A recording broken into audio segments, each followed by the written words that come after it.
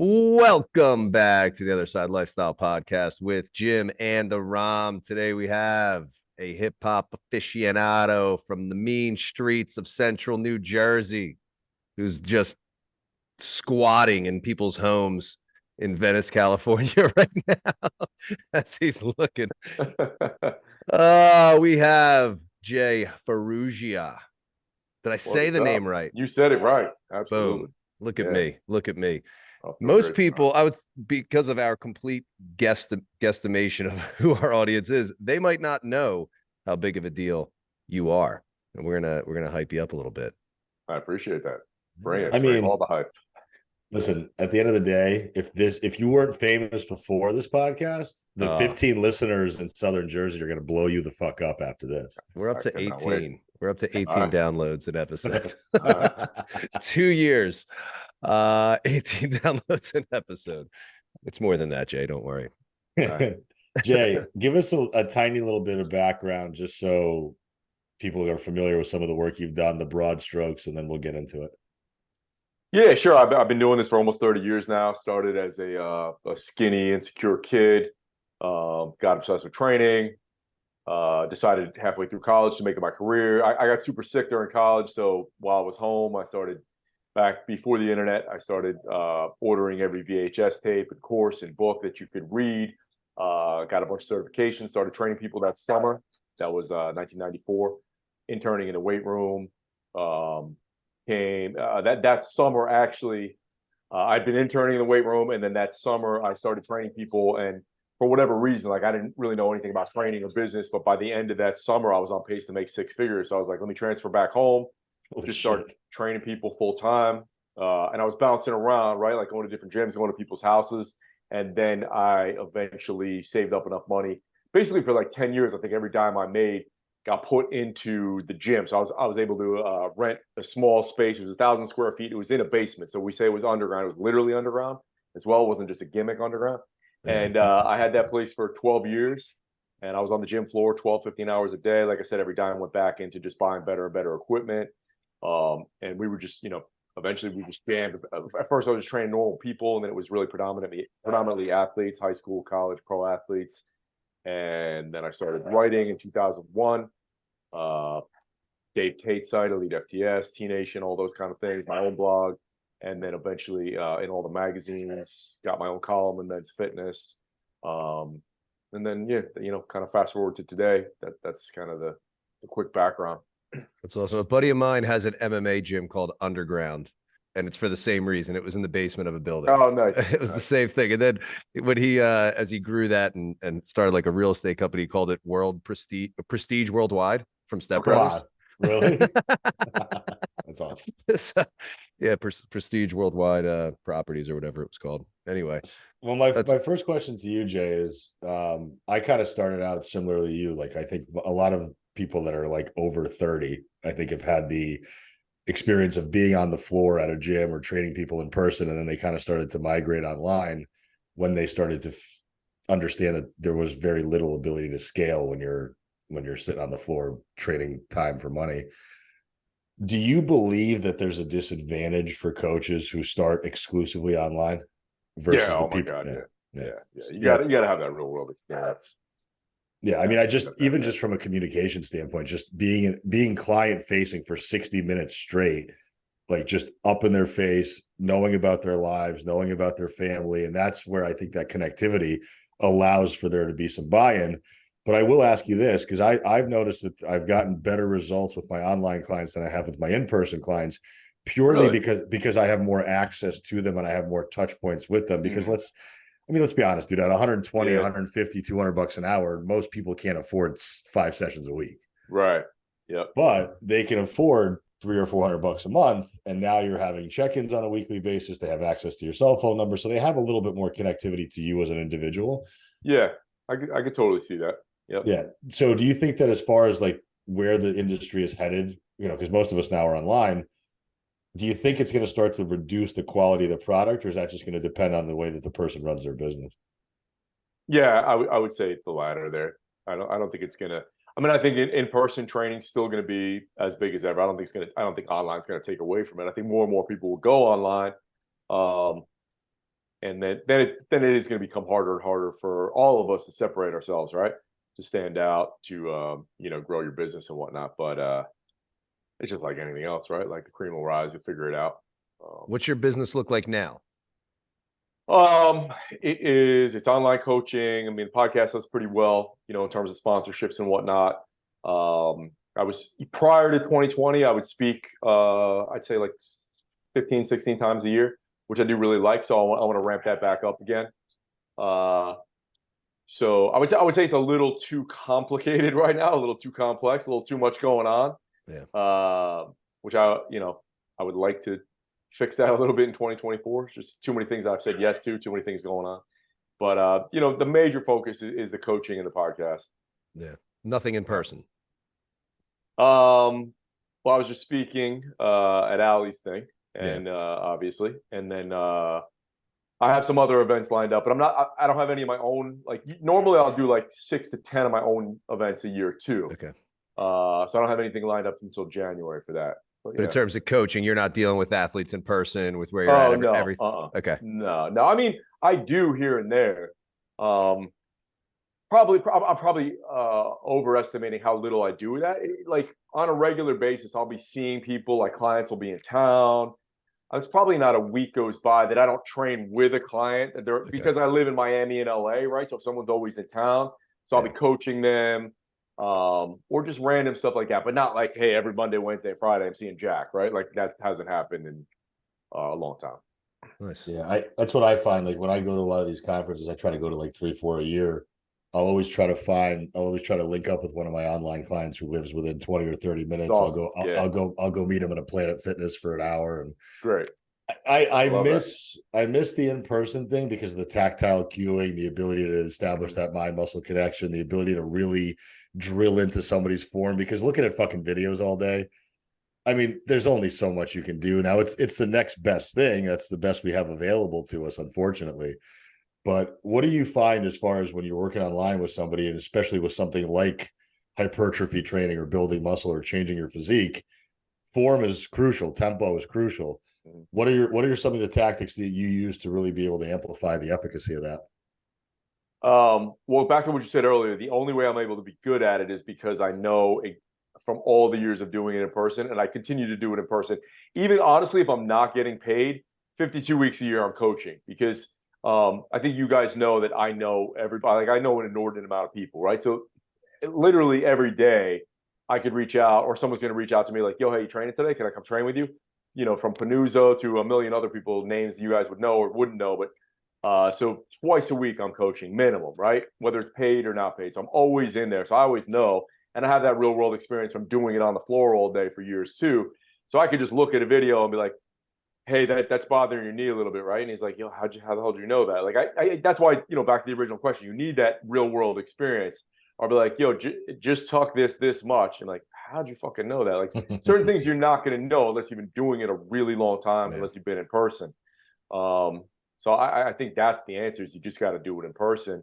And then you just get better at seeing it quickly on video. Like now I'm a little OCD. So if I have clients send me a video, even though I could probably do it in 3 seconds, I will rewind it 14 times and just make sure I didn't miss anything, What kind of gym do you like training in? Small, like 3,000 square feet or under. Ideal, probably 2,000 square feet. Not a lot of people in there that I don't know. But if it's like, or if it's private, right? And it's like it looks like the space you're in there. Yeah. If I was in that space, how many square feet is that? 900. Dude, if I was in there, if I was in 900 square feet with 12 people, but we all had the same mindset, nobody's listening to headphones, we all just got one, radio blasting, I would love that.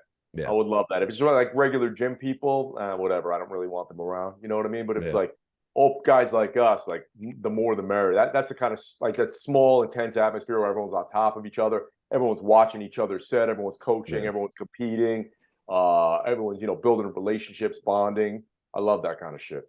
Nice. I think that's missing, man. That like old school gritty, like I was the same way for us. Like I joined the high school football team at 15, even though I sucked at football, purely to lift in their little 500 square foot facility with all the guys that were the strongest in our school. And the amount of shit that you learn being in that environment of just being able to feed off of one another, And like you said, like, what did you do in college? You read every book, you bought every magazine, you read every article you could possibly find. I find that level, despite now the internet having everything we need on there, right? I mean, you can basically get a fucking education for free today on YouTube, on whatever else. Yeah.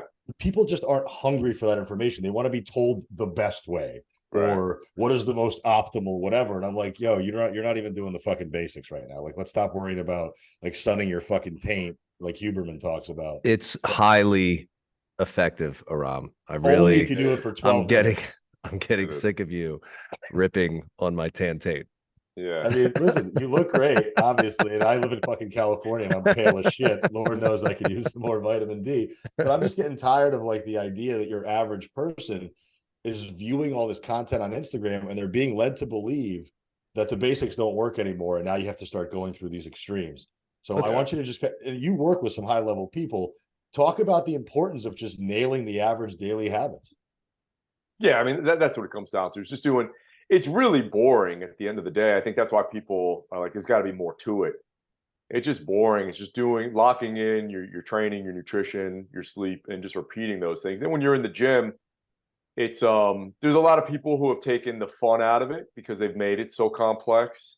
And I mean, look, at my age and with certain people that I work with, I think your form has to be really good if you don't want to be banged up. But like if you're 25 and you're obsessing about it and getting out a protractor and this, that, and the other thing, and oh, that doesn't hit your iliac lats or something, it's like you're just taking the fun out of training. You know, when you're in your 20s and 30s and whatnot, you should go in, just clang and bang. Like I go into the gym and I'll see 4 people training together and they all have headphones in. I'm like, what? This is It was funny because the first time I sent a video, because I started working with the new coach, and I sent a video and he's like, "Are you a fucking psycho?" And he sends me a video of how to play music while videotaping. And I'm like, sometimes I don't listen to music. I don't know. I'm okay at being quiet. But outside of that, yeah, the headphones. I don't know if it's. I know for me, because I working at LA Fitness, training when I was in college and becoming the manager there, I would wear headphones to drown people out, so they didn't come and say hi. Like you reference going to a gym where you don't know anybody is obviously a lot nicer. It's very difficult to get through a workout when everybody's trying to talk to you and all that kind of stuff. But it is people are very but that's the society that we're in. Everybody's just very much themselves, not communicating with other humans as much. What do you think the biggest what do you think the biggest thing, because we all grew up in the men's health, men's fitness magazines, and that's where we got our information, from these magazines. There was no online forum. Now we have everything, and we talk about this a decent amount that there's just so much information. I'm sure you're mature enough to drown out a lot of the crap, but what do you see as the biggest difference, the biggest downside to now having access to all this information? Just nobody knows what to do and everybody gets overwhelmed. They're so confused. Honestly, whatever way you train, if you stuck with it, you're going to get somewhere, versus most people just switch things up all the time, right? Whatever diet you do, I mean, as long as neither of those are horrifically bad, you're going to get results if you stick with it for 6 to 12 months. But most people just change their diet, change their training every other week. They're listening to, you know, this crazy biohacking tips, doing all that kind of stuff. I mean, we didn't know. I went from 147 pounds to 230. I don't think I would have done that today. If I was a young kid starting today, the most I'd probably get up to is 150, because I'd be on the internet all day being like, oh, that's wrong, that's wrong, that's wrong, that's wrong, and just overthinking it to death. And I would have never gained a pound. I would have just been weak and small forever. And so I think that's the problem. I think that really does kind of emphasize the importance of hiring a coach and sticking with something. It depends how into it you are, right? Like if you're really a meathead and you're super into it, you might go down rabbit holes. But guys that probably all of us have worked with professionally or trained, they don't do that. Like some of my best guys, they've read maybe 2 articles on training their whole life. They're just like, tell me what to do. And they do it. You know, those are the guys who get the best results, which again, like if I'm going to go to the dentist, I just want to know, is this organic stuff? Like, that's all I care about. If she goes, yo, I don't care. I have no idea. I don't care. If I go to get my car fixed, I don't give a fuck how they do anything. You know what I mean? But with training, I guess, because we're also into it, and a lot of people are so into it, they just suck up all that information. It just makes it worse, man. I mean, all of us probably just had fun, right? Like, you just went to the gym, had fun, you pushed yourself super hard, you probably threw up a lot of times, you saw stars and whatever, and you didn't know what you were doing, but you didn't think you didn't know what you were doing, to the point where you were like overanalyzing. You're like, yo, I fucking worked hard. I got a pump. I'm setting PRs all the time. I'm stronger. I'm bigger. Why would I overthink it? Why would I think it's not working? Because 18 guys with protractors on Instagram told me it's not working? No. Well, you have to make sure for maximum hypertrophy that you work the muscle in the lengthened position for quarter reps to create maximum volume. Yes. Well, but that's how it was. Like you had that one guy that taught you how to lift. Like clear as day, remember the one guy who taught me how to lift. Right. And that I didn't question anything. And then when I started training, I had like the one guy who taught me even more about training and how to, work with clients or how to, lift maybe better than what I learned before. But that was just it. You just kind of learn from one person on. But now, it's got to be tough for the average person now. Yeah, it's too much. Well, I'm looking around now, and what I'm seeing is like the stuff that we naturally gravitated towards, which was just thirst for knowledge, the ability to push ourselves, the fun that we had challenging ours. Because let's be honest, like getting stronger is fun. Getting bigger, not as fun because it's not happening on a weekly basis. Like you could watch your squat go up by 5 pounds for fucking 3 years straight. Yeah. You're not watching your muscle mass go up by a pound a month every month for your life. And I think apparently Jay did. Apparently Jay did. For whatever fucking Jay did in college. Were you taking the I remember there was a protein powder that I found in college that had 50 milligrams of andro in it. And what was that? It was right after the Mark McGuire scandal. It was this black fucking tin of protein. I remember we started taking it in college. It was 50 grams of protein and had 50 milligrams of andro in it. And all of us were putting on like 15, 20 pounds in like 4 months. I do remember the original Hot Stuff had stuff in it. Hot Stuff. There was rumors that Metrex had stuff in it way back in the day. Yeah. Oh, I mean, that was back when you could buy ephedrine on the shelf, and like I would have like 5 cheat meals in a row, and I would just pop an ephedrine, and I feel like I didn't eat in a fucking week. Yeah. Did I ever tell you the ephedrine story, Rob? With my book? Is that the blue pill thing? Yeah, the purple pill thing. Yeah. Guy's like has a dime bag with a purple pill. He's like, one of you guys is gonna have your biggest day of sales today. He's looking around. He's like, Jim, you're getting this. I'm an assistant manager of the training department at LA Fitness. And I had my biggest day of sales. I was like, bouncing off the walls. Yeah. And it was an ephedrine supplement that we sold at the gym. I didn't even know. He just put it in a little dime bag. It was this purple pill. But I knew he wasn't giving me anything like illegal, but I was fired up. Yeah. Ephedrine was the best. Yeah. It is. So Jay, you brought up an interesting point that I kind of wanted to give you a devil's advocate side on. So you were saying that like, when it comes to your car, when it comes to your hair, when it comes to your teeth, just tell me what to do it for me, whatever. I don't want to think about it. Mm-hmm. I find that, I mean, again, demographics are different. I'm working with probably 95% women over 35. They're the ones who are being sold bullshit left, right, and center. They come into training sessions very often as a hair appointment. Like, just show me what to do, tell me what to do, and I don't want to have to think about it. The problem I see with that is that there's never any understanding or underlying reasons behind what they're doing. So they have no idea why they're doing a lat pull down unless I don't have the time to sit there and drill into the 30 minutes of why it's important to have postural muscles be developed. So I think there is definitely a necessity for in-person training to be sort of like an educational forum as well. How are you able to lump that into a 60-minute session? Yeah, you do bring up a good point. If they don't ask anything or know anything, I don't think that's the most effective route either. So yeah, I think you gauge it on based on the person and their personality. But I think 100% of the time, if they know something, and you explain the bare minimum, and you don't overwhelm them, and you're just reading their body language and whatnot, I think that's always going to be better. So that is a good point there for sure. And then just, gauge their interest level. But there's going to be more buy-in, right? There's definitely going to be more buy-in. I think the problem is just people they treat nutrition and training as it's an optional thing. Mm-hmm. Like most average people that aren't us, that haven't been doing this for 20, 30 years, they go through phases of getting into nutrition, then they bounce out of it. They go into training modalities and then they bounce out of it. Like I spoke to a woman today I haven't spoken to in 6 months, former client of mine. Hey, how you doing? What's going on? Just wanted to check in on you. How's training going? Hasn't touched a weight in 6 months since she left me. Oh, wow. And the reason why that she cited was like, I got bored. So to me, it's like, yeah, it's fucking boring to shave your legs. It's boring to brush your teeth. It's boring to make the same fucking food every week. It's boring to go to work. Yeah. But there's an outcome. And at some point, if you stop, there's no outcome.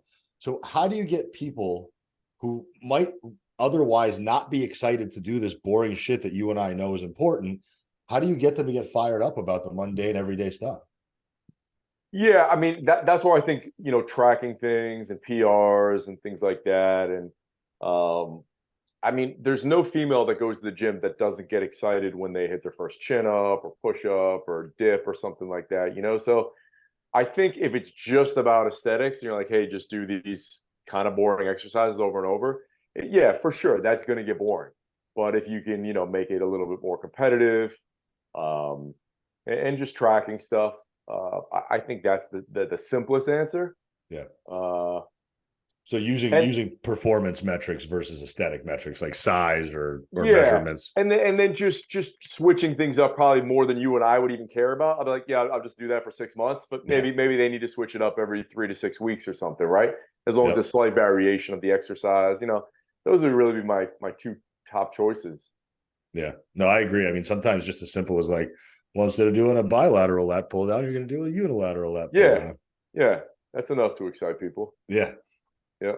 Different. What was the one thing in your career that was the defining turning point for you, where it was, I'm here training in this garage, I got this, to moving across the country, to working with professional athletes, celebrities, things like that? What was the turning point for you in your career? There wasn't one. I think I could look at getting sick. Like I got tuberculosis and I almost died. So that was what kind of put me on the path of having that underground gym and doing all the things. And I like, back then, hip hop wasn't mainstream. It was just like, you just go to like Bally's or Gold's or whatever. And the only thing you do was you could do one-on-one personal training, or you do classes. It was like Jane Fonda, right? Yeah. So I started doing group training. You'd walk in, Public Enemy was blasting. There's all these signs on the walls, like, I don't know, no pussies and all this crazy shit. And like your first workout was a tryout. And we were fucking like, nobody had any manners. Everybody was rude and disrespectful and whatnot. Like, welcome to Jersey. That's just how we ran the business. And but it became something so unique, right? Like there was nothing else like that around.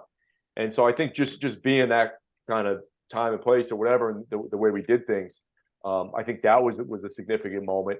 So me getting sick and starting that up, and then I just got to the point one day where I was like, people always ask me what it was, but I think it was a culmination. It happened like over the course of a month or so, where I read a few different books, I met a few different people, maybe I heard something a different way for the first time, and I was like, yo, I got to change a lot of shit about my life. I'm super insecure about this. I have false narratives. I have these self-limiting beliefs. I don't like how I'm living. I want to be more like that guy and this guy. I'm hiding my comfort zone, and I got to go 3,000 miles away. I can't do it here. And then I heard a quote from Henry Rollins talking about something like that. He's like, you got to get out of your hometown. You got to go somewhere and reinvent yourself, give yourself a chance to do that. And I just knew that, like, certain environments and people I knew were triggering behaviors. I was like, I got to get out. So really picking up and moving 3,000 miles away was really, really the main transitional period in my life. And sorry. No, go ahead. I was gonna say, I in some ways I regret not doing it earlier, but things would have been different. So yeah, I love that. I think that's been a reoccurring theme in our conversations lately on here. You said it. So the last guys that we just recorded with earlier today, who do you want to be? Like that mindset. And I think this is what a lot of clients are dealing with and struggling with, the self-limiting beliefs. And it's just the thing that they're chasing instead of who do I want to be, and maybe getting out of these friendships and relationships, things that are maybe holding them back.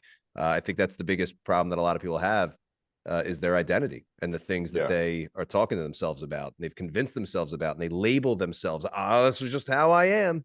This is how my dad was, and I am, and this is just how we are. Like there's no escape from it. So it seems like it might be a handful of things, but it was that shift in your mind. Like, I'm done with this shit. I'm going to chase who I want to be. Exactly. Yeah. And just choosing, the first 5 years were really intentional. Not that they're less intentional now, but I've made drastic changes. I'm a dramatically different person, but that was really intentional. Everything else got put on the back burner. So, reading business books, reading training books, studying that kind of shit online, totally out. And I was ruthlessly dedicated to getting better, taking stand-up classes, taking improv classes, reading only those kinds of books, being around only those kinds of people, always checking myself when I'm defaulting to insecure, weird, kind of low status, low frequency behavior, whatever it was, right? Just being brutally honest, holding up a mirror. And also doing what a lot of people don't do when they're on that journey is what you would do with business or what you would do with the gym, right? You'll write down your PRs, your KPIs or whatever. So I'm writing goals for the day based on that. And at the end of the day at night, I'm checking, how did I do? How could I improve? Going through game tape in my mind and always trying to get better at that. Now, again, maybe I'm not as intentional about it as I was when I first started that journey 13 years ago, but it's still every day. I'm still pushing. Like, I'm nowhere near where I want to be. You know, we all I think want to get better continually and continue to grow. So yeah, it's really choosing who you want to be. And I know a lot of times guys will come to me, they can't stop drinking. And part of that is right, just creating that new identity. Well, does the most elite version of you, that badass rock star, superstar fucking version of you, is he drinking? Absolutely not. Is he sleeping in late? Is he doing this? Is he staying up late? Is he eating junk food? Is he missing workouts? Absolutely not. How does he enter a room? How do people feel when he's around? You know, like all those things, you've got to visualize that and be intentional about it, because it doesn't happen just because we get older. We're not wine. You don't get better. A lot of people, life beats them down and you actually get worse. We all know people in their 70s, 80s, 90s who are worse. They're more bitter. They don't like people, all those things. So you got one of two opposite directions you're going to go. So you got to choose that and be intentional every fucking day. Now, at this point, over a decade later of doing this type of inner work, are there still struggles that you have on a daily, weekly basis? And what are those? Because I think people hearing it from a high performer like you, it might at least validate them, even despite how far they've come, that there's still some road to travel and it's never going to be easy. Mm-hmm. Yeah. I mean, I think people see me now, like, you know, I was on stage, you guys were there in Texas, and they're like, oh, that guy's, you know, he's gotten there. He's confident. He can speak in front of people at the drop of a hat. He doesn't get nervous. No, it's every day is a struggle. I want to be better. Like, even when I look at clips from that weekend, or I'll play back something that I did recently, like, oh, I could have done that so much better, right? I defaulted this. Oh, I was looking down there. Why was I doing that? Whatever it might be, right? So I'm always analyzing, always trying to get better. And not in a way that it's like, you know, that guy should be put in a mental institution. He's manically depressed. It's just like, fuck, I could have done that a little better. I'm going to do it better next time, right? It's just keeping score and keeping track. And, but yeah, every single day. Where was I recently? I wish I could give you the anecdote, because I was somewhere recently and I was with some really funny people, funny friends of mine. And they started, in comedy, it's called heightening, right? Like, so if you say something and someone takes it to the next level, but we stay on that one thing. Yeah. And it's kind of like, yes, and it's an improv thing. And I was like, fuck, I forgot how good these guys are at that. I was like, I'm not as good at that. And I slowly started checking out because I couldn't keep up. Like, they were like this Chappelle level. And I found myself like quieting down. I was like, fuck, now I'm going into this hole I can't get out of. You know what I mean? So it happens to all, right? I'm just picturing you jump in at a certain point, and they're like, "Yeah, no, don't bother." Yeah. No. Right. You're checking out. You're seeing yourself doing. Like, I got to jump in or something. Yeah. But that also speaks to the idea that so many people are afraid to start anything because they're so afraid to either be judged or criticized by somebody else. Yeah. And then there's this like, and I don't like this idea of fear of failure, because that's bullshit to me. Like you fail fucking every day at something. Yeah. Like most people that have kids, most people that are in relationships, most people that have jobs, right. they're not fucking control. Amazing. It's fear of losing control. That's what it is. People don't do stuff because they want to stay in control of their current situation, their current life. Yeah. If I don't try it, then now I don't have to worry about being out of control. There's no I can control the situation by doing nothing. Yeah. Sorry, guys. Yeah, I mean, it's a message that's resounding with all of your messages, all the podcasts I hear you on, your podcast, the people you have on. The theme is always very much the same. It's, you're going to constantly stay the same if you don't choose to get uncomfortable. Yeah. And with how fucking easy life is today, we talk about this all the time. You have to manufacture discomfort for yourself, because it's not present anymore. Right. So what are some ways that you teach even some of your high performers to manufacture and get comfortable with that discomfort? I mean, again, it could be really simple stuff, right? It's just, they don't want to eat the same foods every day. Fucking eat the same foods every day, like, right? You know what I mean? They don't want to go to the gym. Like, those are simple things that you can do. You don't have to get in a shark cage. You don't have to fight Mike Tyson. It can be really simple. And then if you are and I would say this is probably most people. Most people probably aren't naturally super outgoing and super charismatic and engaging. We all struggle with that, right? Like it's something we all want to be better with. So push yourself in that way, because what that does for you, for your own confidence, for the people around you, for the doors it opens, it's amazing. And you know, Jim, you were saying that earlier, like people just think, oh, I've always been this way, I can't get better at that. But man, push yourself in that way every single day. Try to meet more people, try to talk to more people, engage more people, get better at listening, being present, giving compliments, taking feedback, giving feedback. Like all those social skills, those people skills are crucial. So I always challenge people to do that. And I don't think it's comfortable for a lot of people, most people, to do those kinds of things. So that's an easy way to get out of your comfort zone all the time. And it just pays, like I said, it pays dividends exponentially all the time. So, and then of course, you know, whatever it is that challenges you, whether it's a workout, whether it's eating strict, whether it's going to bed earlier, getting up earlier, you know, cold plunge, whatever stuff like that. But Like, yeah, I think how has your, I'll just jump to random questions. Sure. How has your training changed now that you are in your man menopause years? Like I fucking dare you. now that we're not in our 30s anymore, because I'm mid 40s. What are you I'm late 49. 49. So yeah, we're just a handful of years apart. How has your training changed? Yeah, I have to be smarter about exercise selection. And believe it or not, I probably have less variety just because I could bounce around. Back in the day, we were talking about earlier, you know, oh, you get bored of doing this move, let's do this. But for me, I like to not feel beat up. And so at 49, I feel less beat up than I ever did my whole life, because I think I used to just change for the sake of change and variety. Whereas like now I know, hey, for this muscle group, these 3 exercises make me feel great and I have no joint pain. I'm just going to do them all the time. Yeah. Randomly, I'll try something. And if it doesn't feel good, I'm like, yeah, I'm done with that. I don't need to do that, you know? So exercise selection, less variety, more repetitive kind of stuff. I have to be smart with execution. I can't get sloppy. So even like 10 years ago, if the 3 of us are training together and Aram's way fucking bigger than I am, I'm still going to try to outlift him or some way beat him. I'm going to say, all right, well, I can't do that weight, but pound for pound, what'd you do? All right, I'm going to do this. And I'm going to challenge you. And I'll still do it. Like we did that in Austin. I was training with Mike Dolce and Sam Miller. And Sam's a pretty jack kid. He's like 15 years younger than me. And so I did that. I was like, Sam, there's no fucking way you could beat that. And he beat it by 3 reps. And the next time he beat like 6 reps. I was like, fuck. And but the thing is, 10, 15 years ago, I would have beat him, but those last 4 reps would have been absolute horse shit. And the next 3 days, my back and shoulders would have been broken. Now I'm just like, all right, he beat me. You know what I mean? He beat me. So I got to be smarter. I'm still always going to be competitive, but I got to pick and choose those battles, be smarter about it. So the way the set ends, the last rep's got to look fucking good. It can't be one of those shitty, sloppy reps like the old days. Exercise selection, exercise execution, manage volume, you know, manage fatigue. And then my sequencing is different, right? So as a kid, you go in, you'd bench first, and then the other day you squat first, the other day you deadlift first, the other day you overhead press first, whatever. That I'll do like 3rd or 4th now, right? So I'll kind of sequence. I'll do leg curls, I'll do hip thrusts, I'll do Bulgarian split squats, and then a squat variation. Yeah. And the thing is, I train a lot of my younger guys like that now, and people think, oh my God, my numbers are going to be down so much, and maybe they are for the first month, and then they're not, and you feel so much better. Yeah. Like I just was having this conversation with a WWE client of mine, and he's at least 10 years younger than me. He's like, bro, I cannot fucking believe how much better I feel, and I'm using the same weight now. I'm recovering. My warm up went from 30 minutes to 10 minutes. You know. Yeah.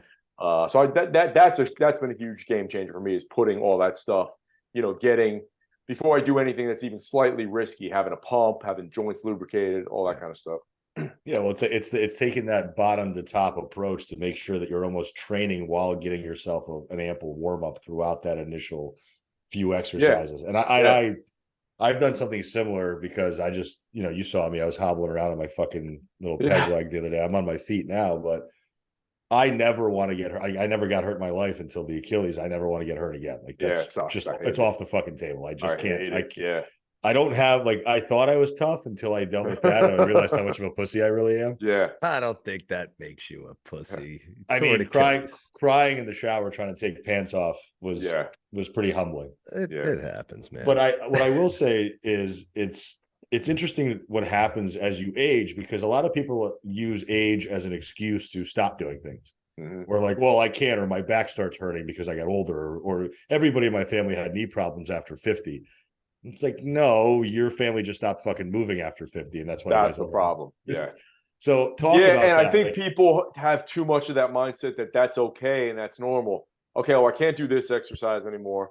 I can't go overhead anymore. I can't squat anymore. I can't hinge anymore. And it's like, okay, well, what can you do? Like, dude, you're just putting a Band-Aid on it by working around it. Yeah, there's certain things you have to work around. And while you're rehabbing or fixing that, work around it, sure. And maybe you can't go overhead anymore. But like, you can't be okay with just checking, I can't do this. You know what I mean? Like, otherwise, we're going to end up in a wheelchair. So you got to be mobile. You got to be moving. I think as you get older, you still want to do some heavy stuff. You definitely want to do explosive stuff, power stuff, jump, throw, carry, and work on the mobility, work on all those things, because you're going to lose all those things if you don't, just from not doing them. Yeah. And then you're fucked. And then you can't do anything. And what, I'm seeing what this. fun is that? Yeah, I'm seeing the same stuff, Jay, because I'm a high school teacher. That's my main job outside of coaching. And I'm seeing those same things with high school kids, where these guys, and I bring them into the weight room. We have a unit in the weight room. I'm one of the few teachers at the high school that actually do a weight room unit with them. And I'll feel like, oh, I can't squat. I can't do that because I have bad knees. Jesus. And these are like seniors. I never heard that. Seniors. I never heard that in high school. Yeah, seniors in high school. And I'm like, wow. Males and females, but the amount of even guys that I'm seeing with that same thing, and that is probably what is going on. How is they're just not active? They're not lifting weights. Okay. It's not. If you went into your average high school, they just look different. I mean, you look at seniors. Yeah. There's a couple guys that look like men, where I'm like, oh, I could see them playing college sports. Where when I was in high school, like these senior guys were men. Hairy, like chests and shoulders and all that. There's just less of that. And I don't know if it's toxic masculinity crap that's been going on the last handful of years, and these guys aren't lifting, and they don't want to be that douchebag or something. I try to get them to just be thinking about things a little bit differently. But it's wild to me every year. People, I can't really do that because I have bad knees. I'm like, yeah, they're identifying as cardio buddies. Yeah, well, I'm just like, yeah, you got bad knees because you don't do it. That's what it boils down to. It's like, well, squats are bad for you. I mean, kids will flat out say that. Squats are bad for your knees, blah, blah, blah. I mean, I had back surgery, 12 years ago. And luckily the surgeon that I had, because people were like, well, you're never going to squat again. And my surgeon's like, get back to squatting. Like, do everything that you've been doing before. If it's causing pain, then pull back on it. But you can absolutely do everything that you used to do. Yeah. I don't know if people now are just being taught that they can't. That this stuff's bad for you. Well, it's like if your fucking car is over 10 years old and has over 100,000 miles, you're only allowed to drive backwards in it. Like, it just doesn't make any fucking sense. Like, your body is capable of movement. It should move until the very last breath you take. Yeah. And, my parents live in West Palm Beach, and they live in an over 55 community. And they're like in their mid 70s, and they're still, my father plays soccer twice a week with a bunch of guys over 60. My mom tries to take 10,000 steps a day. He plays FIFA. He plays FIFA and plays. No, he's fucking dude. He went down to Colombia for a soccer tournament a couple. How do you feel? Really? Yeah. How do you feel that he is a better athlete than you now that you're done playing any sports after pulling the Achilles? And I spent 5 minutes on a flag football field and I got hospitalized for it. And my old man's fucking banging hookers and doing blow in Colombia in a soccer tournament. Yeah, he's hitting that young 55-year-old tail. That animal. Actually, Jay might be able to tell you how your arch nemesis Aaron Rodgers recovered so quickly. Yeah. By the way, if you have any insights on Aaron Rodgers recovery, because that makes he's not allowed to tell. No, he said that way too quick. He said that way zero medical sense to me. Zero medical sense. I know. How he had a shoe on his foot at 4 weeks after surgery. My foot looked like a goddamn bunion. Yeah. It's crazy. It still does. And I'm only walking on it 8 weeks later. This dude's throwing footballs at 7 weeks. Doesn't make sense. No, dude, I'm on GH. I'm on BPC. I live with a fucking PT. She's, everything I need to be doing, I'm doing. Yeah. You got tight tendons. We could see that in your body. You got tight tendons. Well, I was also on the highest level of androgens I'd ever been on right before I tore it. I was also dehydrated. But so you talked about how training changed. Has nutrition changed at all as you've gotten older? Yeah. I used to do these legendary cheat meals. Any of my friends would tell you, God, I never saw someone eat so much crap. And what was a go-to nasty meal for you? I mean, I just have the worst sweet tooth. So we'd go out and do you guys know Luca or no? Luca Yeah. Hosovar? He's one of my closest friends. So he would come down every 6 weeks. We'd hang out. I'd go up there, and we would just order every dessert on the menu, and I could just inhale desserts like you never saw before. Sweets. I mean, we used to have a lot of parties at our house in LA, and I would eat just crazy amounts of sweets. So I was sick as a dog. But I really don't like doing that anymore. I don't now. I got a kind of asterisk situation going on. But even before that, I just stopped doing that because you don't feel as good. You don't recover as well. Wake up the next day, you feel like shit, just as bad. Literally literally hungover. Yeah. It's a hangover. Yeah, it's Yeah. the same thing as if I had 5 drinks or 10 drinks or something. It's crazy. You got the you get the brain fog, get that sugar headache, all that shit. You got the inflammation. You're spending half the day in the bathroom. So I just don't enjoy that anymore. I just like eating the same few things over and over. And once in a while, if I'm somewhere and it's like when I travel, I like to find the best coffee and the best burger. I'll go eat the best burger in town. I do love doing that, but like I'm not doing that regularly anymore. And so that's really, it's just simpler. It's cleaner. I've been dealing with the stomach parasite issue for a while now, which is maddening. Yeah, that's maddening. So really, I could barely eat anything now. I could eat like meat and blueberries, but How long? prior to that, yeah. Sorry. How long you been dealing with that? Oh, bro, it's been a year. Where'd you Holy get shit. can you source the parasite or no? They say I think it was from eating sushi. Oh, no shit. I've heard that way too many times. He didn't know you shouldn't go to Ted's Sushi. Right. Gas station sushi, Jay. Yeah. Off the 5 is probably a bad choice. That's crazy that's lasted that long. Well, part of it was me being a dummy and just not doing anything about it for the first 4 or 5 months. Just be like, yeah, it's normal to be in the bathroom half the day. I'll figure it out. I'll get better, And then I got blood work done, and then I tried some medicine that didn't work. It's been a journey, like reaching out to different experts, trying different things. So we're getting closer now. What do they have you on, like an anti-parasitic and everything like that? I tried a prescription thing that was supposed to be great, and a lot of people I know did great on it, and it did nothing. And then so eventually I just had to go to just almost carnivore. That was one of the only things that really helped. So I've been doing that, and then a friend of you guys know Bioptimizer supplements. So Bioptimize no. Yeah, my friend Wade owns the company. So I was with Wade recently, and he said, normally I'll take like 3 of each of their things before a meal. He goes up it to 10. So I've been taking 10 of the probiotics, 10 of the digestive enzymes, 2 of the HCLs, and believe it or not, that's made a huge difference. And now I just started their anti-parasite thing that they have, and I'm on all these little weird tinctures and droppers and all this shit that's like anti-parasite stuff. Yeah, it's sucks. Describe your shit to us now. How ruddy is how amazing is it to live in LA and not be able to eat any of the fucking food that's available to you? I know. And here's the thing, like I just had to, I have so many friends here, and there's so much good food here. So I've done it. And we've been back 3 months now. So I've eaten, I've at least a dozen times we got to my favorite spots, just knowing, all right, the next day is going to be totally shot, but what are you going to do?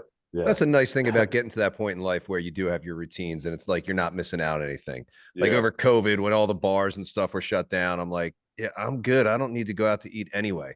I definitely don't want to go out to a bar at this point. I felt bad for all the 21-year-olds that I had a client that moved to Philly like 2 months before everything got shut down. She was like, this is going to be my year in Philly. Boom. Everything was shut down. But yeah, it's like at a certain point, like I'm not missing out on anything. When you're making your own food and doing your own thing. Yeah. Well, it's such an interesting concept to me, because I remember, I mean, I'm sure that you probably were similar to me when you were growing up, like immigrant parents. I'm from Russia. We didn't go out to dinner 3 times a week. Right. We went out to dinner once every fucking 3 months, and that was a stretch, and it was like a big ordeal. My father got dressed up for it. My mother got dressed up. It was like going to church for us. Right. And now, it's Uber Eats every fucking. I mean, I know people that eat out or order out 10 times a week. They don't even know how to brown beef in a pan. Yeah, it's crazy. And then they're like, "Well, it's so boring to eat at home." I'm like, "Because your fucking palate is just raped." Right. Yeah, I know. When you're eating crumble cookies and fucking burgers every fucking week, what do you expect food to taste like? Yeah, dude, you just said it. Ground beef in a pan. It could not be easier. It's the easiest thing in the world. But the problem is they don't get creative, right? They don't want to they don't want to buy any condiments for it. They're sitting there micromanaging every label. If it's not organic, it's I'm organic and I'm vegan, but I'm going to drink 4 bottles of wine a week. Yeah. So none of it makes sense anymore. And I think this, like what you said at the beginning, is that everybody is so inundated with information and they don't believe in the basics because the basics just aren't fun to listen to. Yeah. Well, I mean, how many people though? It's like, oh, I'm picky when it comes to the things that they're going to make, but they're not picky at all when it comes to going out to eat and drinking. Like they'll get yeah, you'll get something. Right. Oh, I'm just, it's like you're just saying that to yourself to get out of having to cook at home. That's it. Yeah. Yeah. Or when you assign somebody like 160 grams of protein a day to eat, and that's too much food. But it's like, bitch, I saw you at the Mexican restaurant at brunch with fucking 4 pieces of avocado toast, the entire basket of tortilla chips, and then somehow you still managed 4 margaritas. That wasn't too big of a meal, right? But 4 ounces of tilapia and 200 grams of white rice and some asparagus spears—that's a little too much to ask for. Yeah. Jay, what's the thing that now is like the biggest passion for you in this industry? What do you mean? What's driving you doing this every day? What gets you excited in this space? It could even be like, this stuff is pissing me off in this space and I have passion to kind of spread this message potentially. Is it just what you got instead of me saying anything? Is there anything that really drives you on a regular basis when it comes to this? What do you want to see in this space or do? I think now my mindset's so different from when I was younger. When I was younger, I just wanted to get away from being that skinny, insecure kid. So I just wanted to be big and strong. Yeah. And that was all I wanted for my guys, right? Obviously, if they were getting tested in the 40 or they were athletes, there was other parts to it. But I wanted, even if it was the baseball player, like I just wanted them humongous and jacked, right, and strong and all that. And but nowadays it's like I've gone through this whole personal evolution where, yeah, I mean, I weigh 40 pounds less than I used to, but my confidence is 40 times more what it was, right? So I don't measure that by the the size of the shirt I wear anymore. And so I just feel like I'm in a good place, and I'm continually working to go upwards on this trajectory. And I feel like I know what makes a difference, what makes people happy, fulfilled, self-actualized. And I feel like I have a nice balance of like the mindset stuff, the physical stuff, the fitness, the relationships, the business. And like we all have every human being balances those 4 pillars in your life. And you're probably always trying to get better at all 4 of them. One's going to have to take precedence over the other. For men, generally, we do, for better or worse, we prioritize business. But just being on that journey and helping others on that journey really inspires me. Like every day I want to get up, because I know other people don't get up being like, I want to eat tilapia and rice and asparagus spears. So I'm going to force myself to do it just to set the example, push myself out of my comfort zone a little. I know people don't want to go to the gym. People don't want to get 10,000 steps a day. They don't want to go to bed at 9:30 or 10.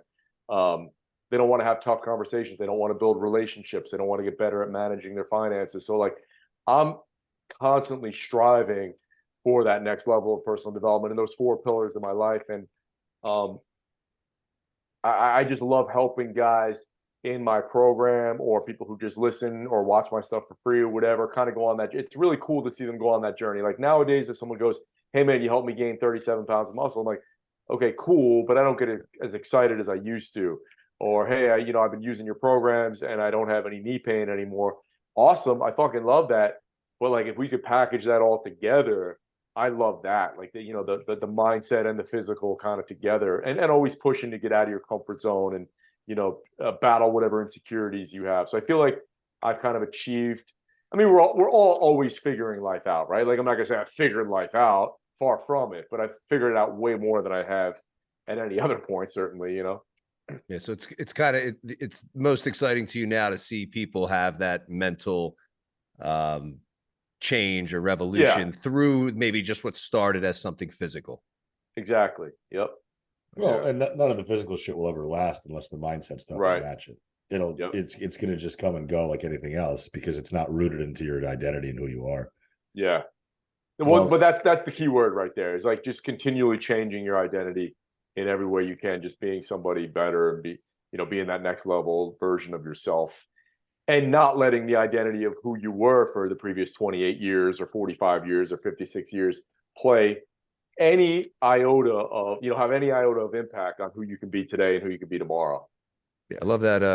It was a meme, a quote. I don't even know if it had a person's name attached to it, but they say you've changed, I say that's the point.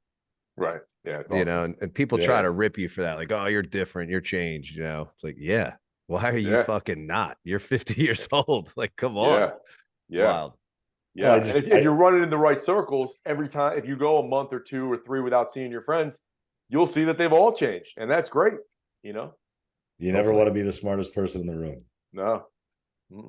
Well, Jay, I appreciate you sharing your evening with us. Well, I guess afternoon, since you're on the same time zone as me. Hopefully this parasite leaves you sooner than later. Yeah. And I'm sure we'll see you at some event sometime in the near future. Yeah. Thank you guys so much. I appreciate it. You got to get over that Real Coaches Summit in Vegas in March. Yeah, I host an event in March. Yeah. Oh, sick. Every year it's in Vegas. I do it at the Virgin Hotel. Nice. How is that? I've never been there. It's fucking sick. I love it. Is it really? Yeah. It's a good conference. Breakfast, lunch, dinner, we do happy hour.